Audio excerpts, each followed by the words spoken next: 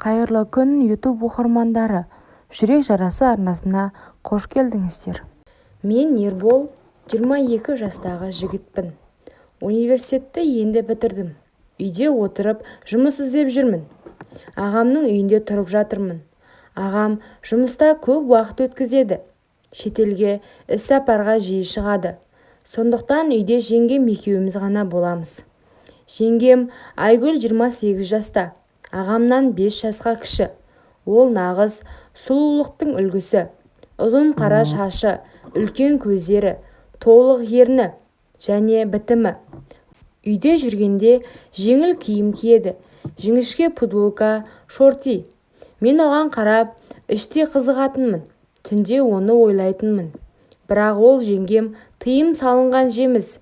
Бір күні интернеттен әйелдерді байлайтын зат іздедім. Либидоны арттыратын заттар. Ол әйелдерді өте қатты байлайды екен. Тіпті бақылауды жоғалтуға дейін әкеледі. Қызығушылық басым түсіп, заказ беріп қойдым. Зат келгенде жүрегім соғып тұрды. Ағам тағы іс-сапарға кетті. Бір аптаға. Үйде тек үшеуміз қалдық.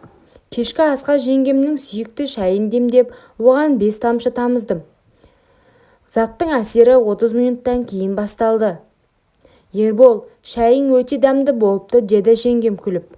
Ол диванда отыр. Қысқа юбка киіп алған. Мен оған қарап отырдым. Біртіндеп беті қызарып, тынысы жиіледі. Ол қолын мойнына тигізіп ыңғайсыздана бастады. Ыстық боп кетті, деді. Ол маған қарады. Көздерінде басқаша от бар. Ербол, мен біртүрлі болып бара жатырмын. Денем ысып кетті, деді. Мен жақындап қолын ұстадым. Жеңге, демалыңыз. Мүмкін шаршаған шығарсыз. Бірақ ол өзін басқаша ұстады. Қолымды қысып, маған жақынырақ отырды. Дәрінің әсері күшейді. Жеңгем диванда ыңғайсызданып, аяқтарын үйкеледі. Ербол, маған көмектесші. Денем өртеніп тұр, деді. Мен таңғалғансып болдым, бірақ іштей қуандым. Қолымды жоғары жүргіздім.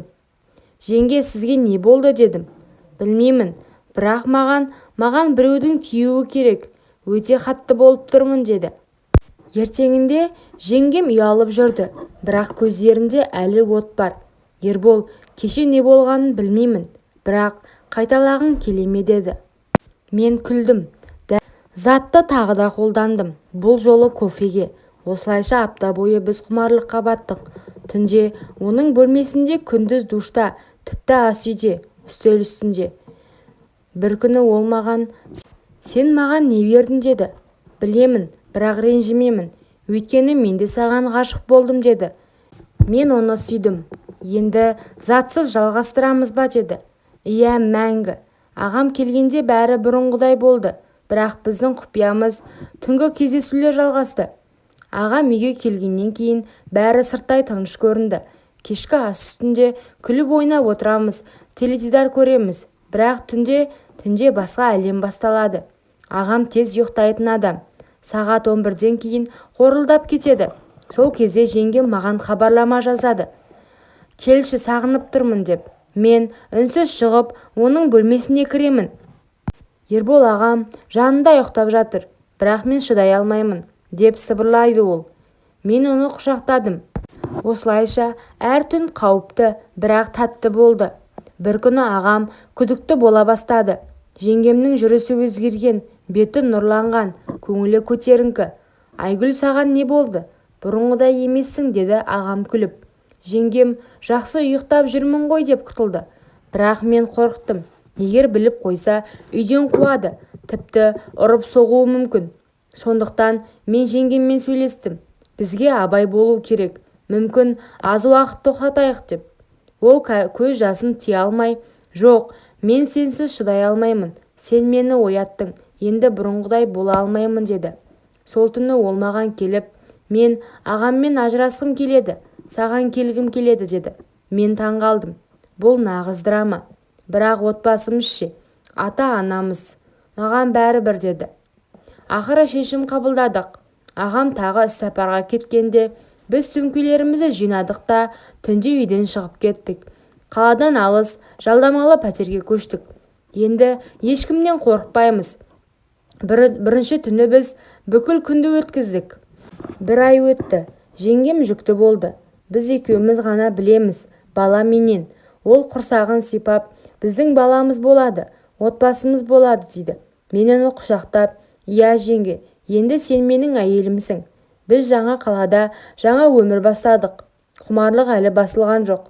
Күнде бірнеше рет бір-бірімізді қанағаттандырамыз. Ол маған барлығын үйретеді. Мен оған тәтті сөздер айтамын. Кейде өткенді еске алып күлеміз. Егер ол зат болмаса, біз осындай бақытты болмас едік пе? Мүмкін, бірақ енді затсыз да сен мені өлтіресің. Ол мені сүйеді. Құмарлық мәңгі жалғасады. Бірақ соңғы кездері өзімді кінәлі сезініп жүрмін. Бірақ жеңгем қиналып жүрген жоқ. Әңгіме ойдан шығарылған. Жігіттің шынайы өкініші өмірде осындай жағдайларда бар. Бірақ бұл сабақ болар оқиға емес. Құмарлық тәтті болғанмен тек уақытша сезім береді. Ал ағасына жасаған опасыздығы бумеранг болып қайтпасына кім кепіл?